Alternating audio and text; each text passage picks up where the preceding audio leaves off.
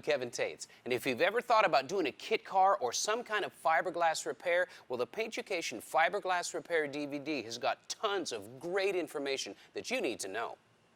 The DVD shows you what materials to use for specific repairs, including how to use woven mat or chopped mat, and how to get a perfect mix on your resin every time.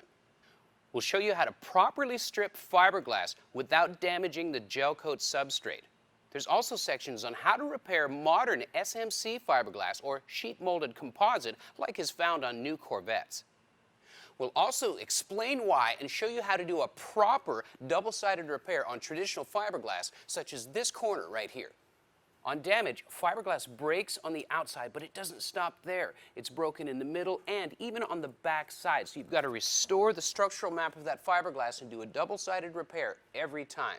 Now, kit cars, they have mold seams. It's how they're constructed. We're going to show you the anatomy of a mold seam line and show you how to repair it and cover it up with gel coat so that it'll never come back through your paint.